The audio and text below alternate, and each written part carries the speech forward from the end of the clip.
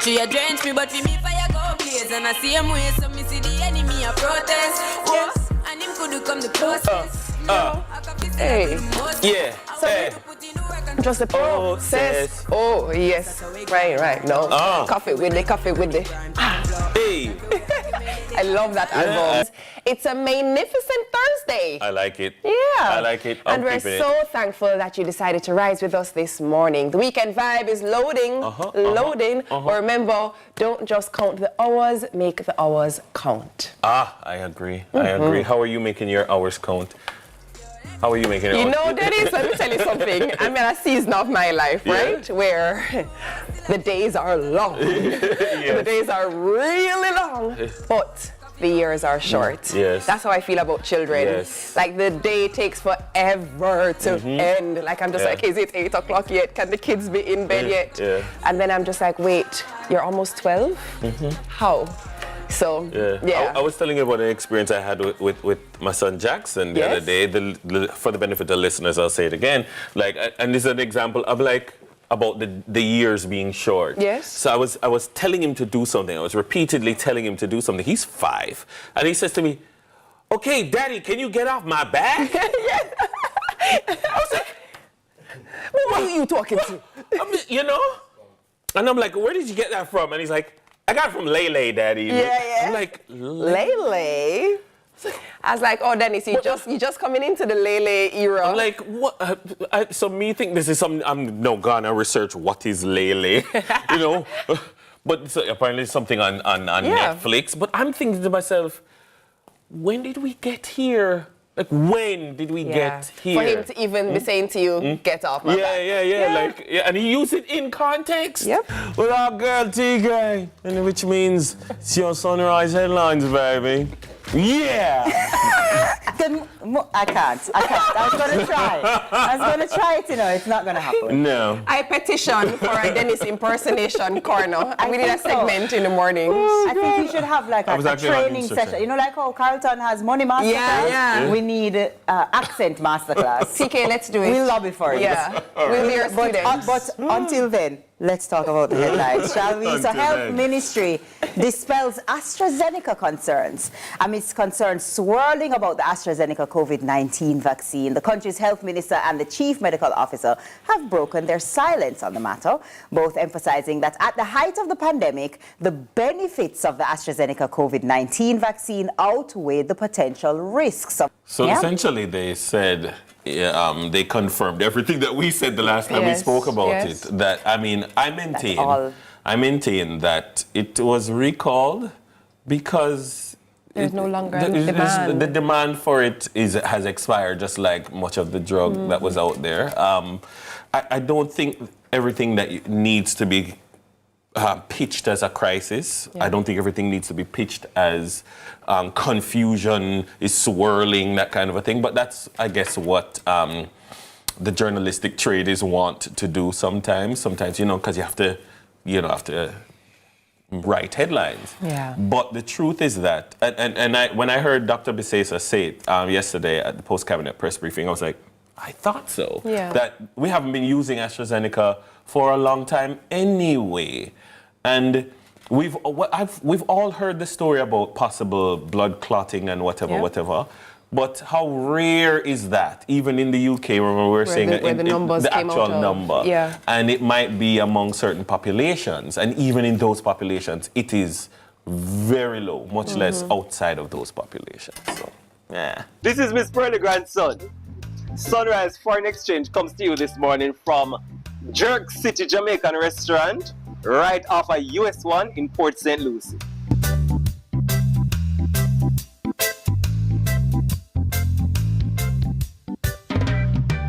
So Sunrisers, we are with Carleen. Carleen has been with Jerk City for a minute. She's a supervisor here, and we're basically having a little chat with Carleen just to find out from her, you know, what the ins and outs of Jerk City are on a daily basis. Morning, Carleen. Good morning. How are you doing? Me do good. How are you? Okay, I'm good. Yes. What do you offer?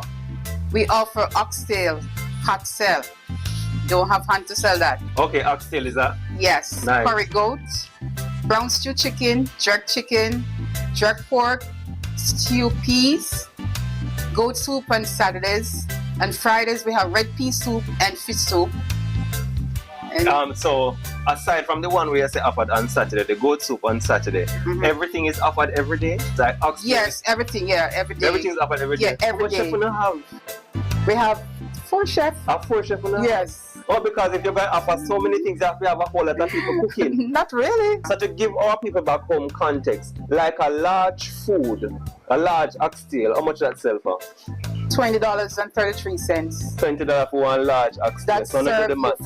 for two person. That's true. Yeah. When Florida do large food, Florida do large food. Florida Yeah. not play They about get them large enough food. Okay, nice. Aside from the things that you have on the menu, does Jerk City offer anything else in terms of products? What else do you sell? Well, we sell like groceries. You can get your syrup, your condensed milk, corned beef, tin mackerel, Mostly Jamaican grocery. stuff. Yeah, Okay. Jamaican stuff. In terms of events, do you have any main event that happens here at Jerk City, on any given time, like when you have rubber dub dancehall, boogie down, Yes. pasa? We have like every first Friday. Okay. Yes, we do that. What happens every first Friday? Oh man, I can't tell you. Tell us. I can't tell you. Mr. to be tell you all of that.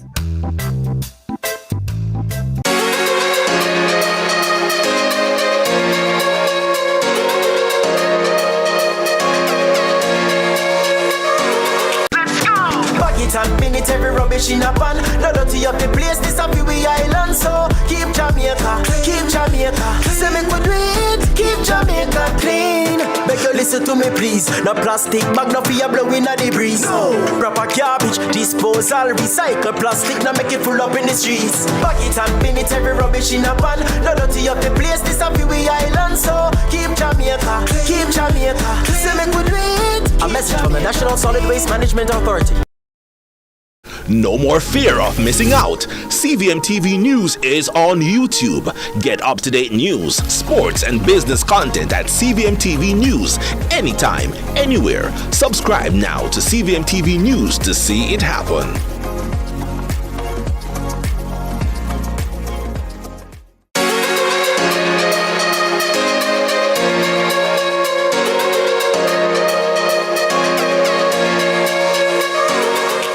Well, one Christmas morning, I was opening my presents and the thought came to my mind, what do children in the children's home get on Christmas morning?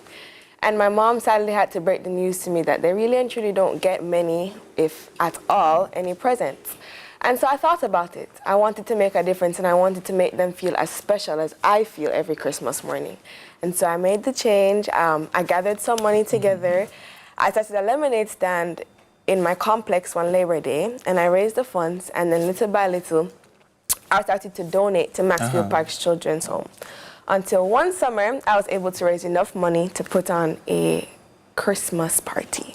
Hold on, you're saying so many things all at once. So you had a nice idea. You started to raise money in the complex. You did something, you did a big donation. But I want to know, how did you start the actual business? You got up today and you said, Mommy, I'm going to start selling lemonade.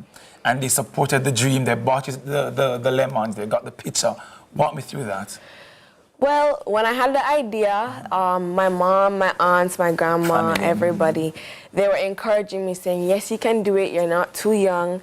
And I took on to the encouragement and I thrived off of that energy. And so.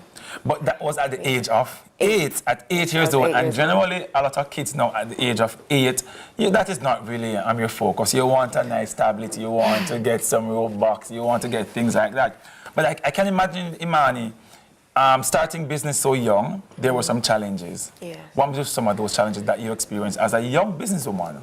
Well, there are always people saying, oh my gosh, why is she doing this, and stuff like that. So that was probably the main challenge, but I didn't really listen to them because I had people in the background supporting me throughout all the way, so I always thought about that, and here we are. It feels comforting. yeah. It feels like a place where I should be, because as us women, we go through a lot of stuff, right? Yeah. And when we come out on the other side, like, we're like, let's celebrate that we made it. And I feel like this is a celebration of so much over the last 52 years. And I want women to know that, hey, whatever you are going through, have been through, and will go through, you can still make it on the other side and just manifest and just turn up as the most amazing, beautiful, awesome female source of feminine energy that you can be. So I want to inspire that. Of course. A lot of people may not know that Miss Universe did change their rules. They did. So, you know, well, when I entered, you'd have had to have been under 27, no children, not married. But the rules have changed. There's Correct. no age limit. Correct. You can be married. Correct. You can have children. Correct. And you check all those boxes. And you can be pregnant while you're in the competition. I didn't know that part. Yes. Huh. Yes. When you heard that that adjustment was made, it piqued your interest, obviously. What made you say, let me go in this direction? Because I have a lot of clients that I do one-on-one with. Yes. In terms of really having them understand that 50 is not a death sentence. And so it's a lot of talking with this one person in my office. So I'm like, you know, the Miss Universe pageant could be like a wider stage. So just share with my sisters, like, hey, don't give up on yourself. Just step out of your comfort zone. 50 is not something where you just, you know, wither away in the background. Step forward because we have so much to give. Yeah. So much wisdom to impart. We still have a life to live and we want to live it. Where does it stand? It stands in a pretty dismal place. Yeah. I mean, we've grown up entrenched in cricket. And watching it die out in Jamaica over the last couple of years has been very, very, very disappointing. And then we can see it with the upcoming World Cup. Yeah. We have no matches, we didn't bid. So, you know, it's really, really disappointing seeing that. And for such a country that has such strong cultural everything. And so many legends. Yes, exactly. I mean, I love cricket so much. It is my favorite sport. I don't watch it as much as I used to. I barely watch it at all. And so people think football is my favorite sport, but it's not in terms of the sport of cricket. I mean, I've gone to school and I've studied cricket in terms of politics of it, and you know, what I want to know is what are some of the things that we can do, like businesses like yours, that can generate interest in the game again? Well, I mean, what we're trying to do now is a bit of I would say a twofold effect at this current point, where we are trying to refurbish the indoor nets at Sabina Park to get people training again, start academies so people from young ages can bridge that financial gap. That, I mean, cricket is an expensive sport. It is. So if we can get young kids playing, they can grow in the cricket, build that passion, and then, you know, we are taking on the fan zone at the upcoming T20s against South Africa to try and get people back into Sabina Park. Bowling fast and fast, everybody. No, you know? It's a good back up being tall.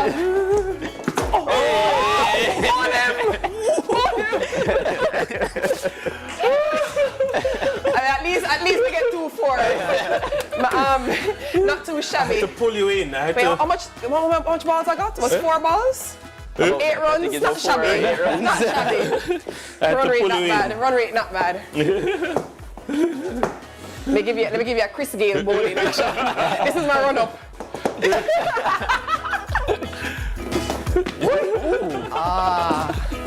Beg it up all the time.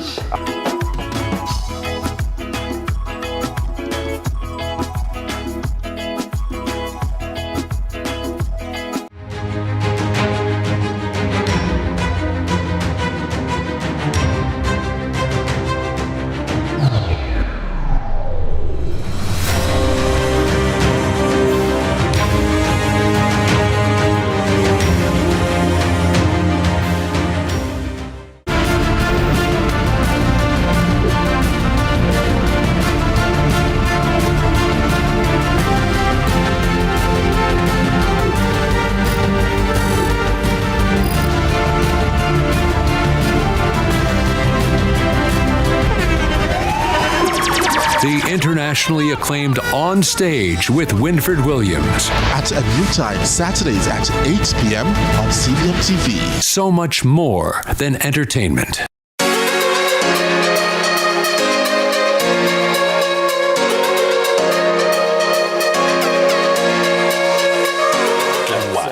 So NCB since June, July 2023 has done a very significant capital reallocation program.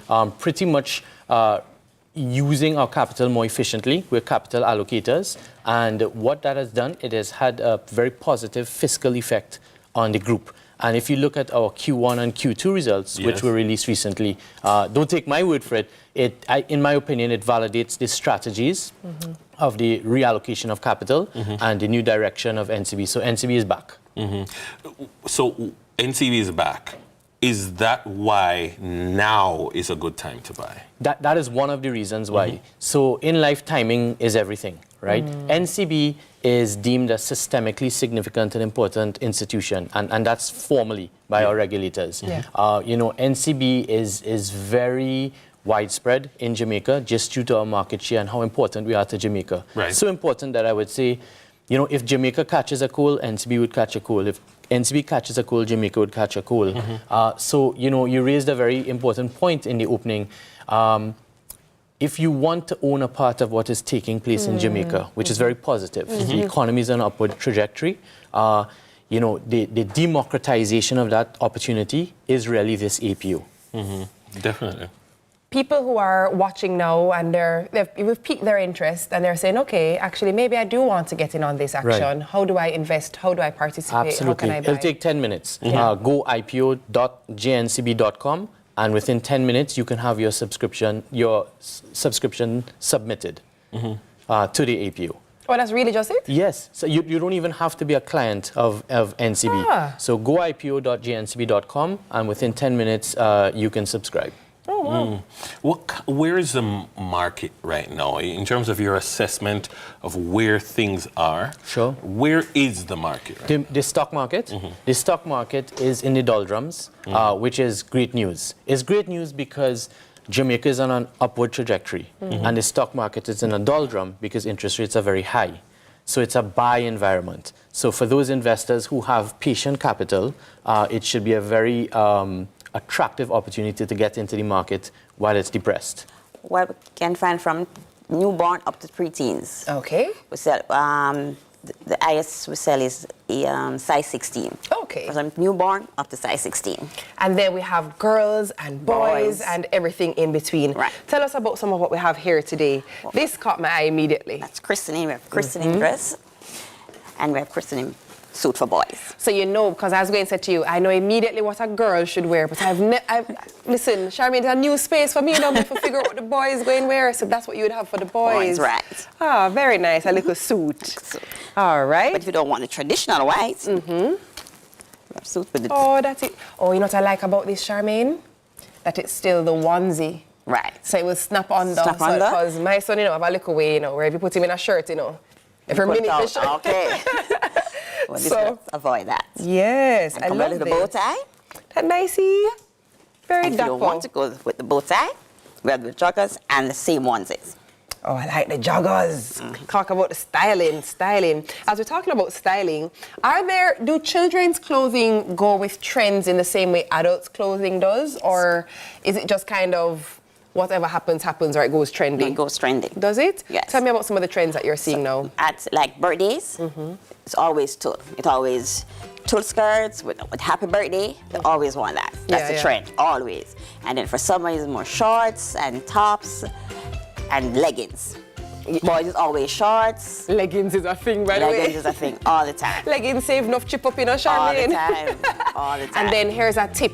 There's a tip that I always used to use. So when the dresses get too short, you just turn them into a tunic by adding leggings. Ah, all the time. That's right. All right, you mentioned the summer a while ago. Let's look at some of the swimmer options that you have here on the table. We have for 12 months, because for even 12 months, maybe a 1 year old wants to go to the beach. So we have that one, and we have these. So for bigger girls also. Look at that. Well, you know, we had decided from as early as last year that we were going to be doing a lot of innovation for 2024. And of course, you know, with Sunshine, it's going to be affordable innovation so everyone can try. So we had a new snack in the first quarter of this year where you would have tried our ketchup chips or chipsters. And then we said, okay, let us see if we can delve into corn chips. You know, people are looking for, you know, real products, stuff that they know, stuff that's familiar. But let's jazz it up with some new flavors. And so we decided that Sunshine Snacks for this time around we would be doing our natural and of course our hot and spicy, which is not actually really hot and spicy. It's just a nice blend of seasonings. A nice seasoning blend. So even your child can enjoy it. Okay. So I know that the viewers are going to want to get in on this after they see us have this conversation. They're going to say, where? Is it in all supermarkets everywhere? Where is it now so far? In true Sunshine fashion, we are island-wide. So you can get it at your wholesales, your shops. You can get it at your, you know, leading supermarkets, island-wide. Is it just limited time or is it going to be around for a while? Generally, when it comes on to the new products, it's limited, but it depends on how people react to it. So if we recognize that people really, really like it, then it gets a home on the stands.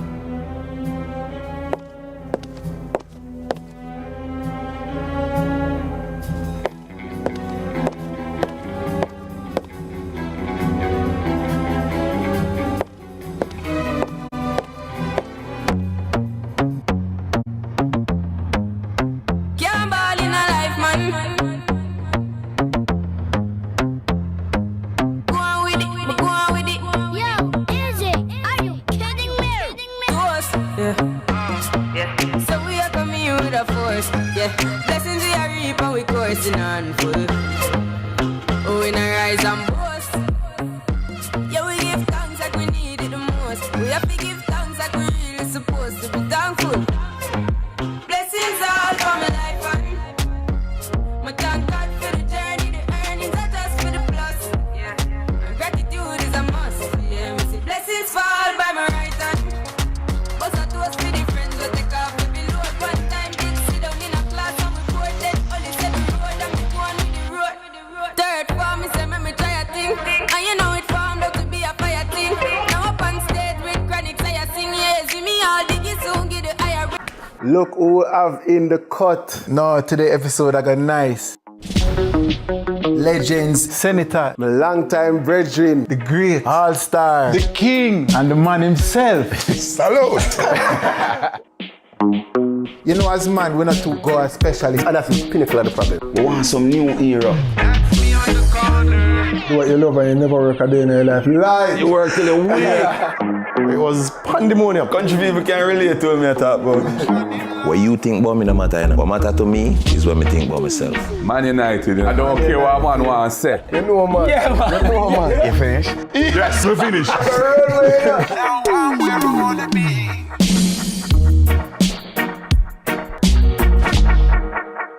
The Cut is brought to you by Flo and Guinness.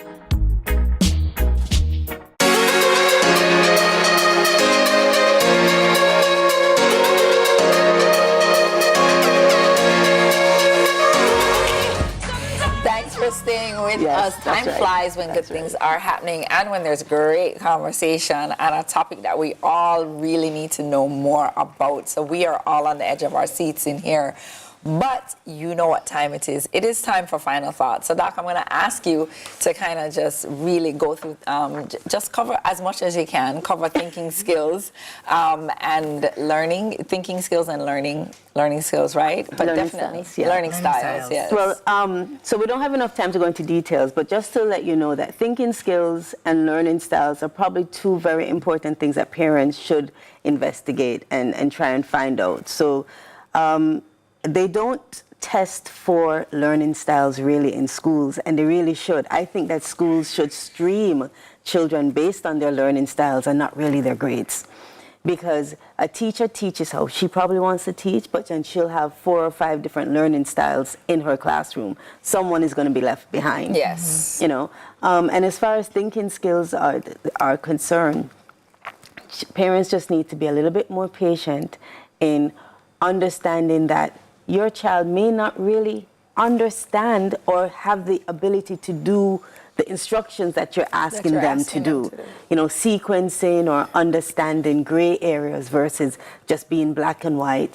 Hindsight, you know, why would you do something like that? You didn't think about what you were doing? Well, actually, no, because I can't. I wasn't mature enough to think about what I was doing. So I just think just having a little better understanding of what your child is going through as a child is, you know, one of the things that parents should look into, especially when it comes to nurturing their mental health. Great, Gianna. I know, but just give us your final thoughts on this one. So thank you so much for being here. Thank That's you the for first having thing. me. Yeah. But for my final thought, I really think what I heard a lot of is more learning your child and trying to understand who they are in order to assist with their mental health being great and developing, and for them to develop properly, right? So that they won't need too much counseling, but if they do, we go to you. You can come to me. Yes, definitely. For me, I would say my final thought is I have always been an advocate for not just adults are not just here to teach children, but that we learn from them also. So I think it's very important to pay attention to them, as you said, Doc. I think it's very important to pay attention to them so that you can understand them better and so that they also can understand you better. Mental health, listen, mental health is something, it's real.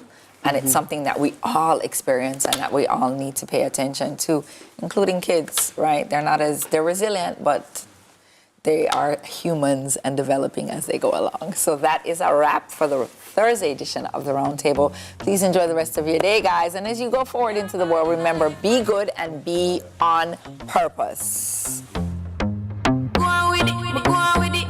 Yo, is it? Are you kidding me? Toast. So we are coming with a force, yeah. Blessings we are reaping, we coursing on full.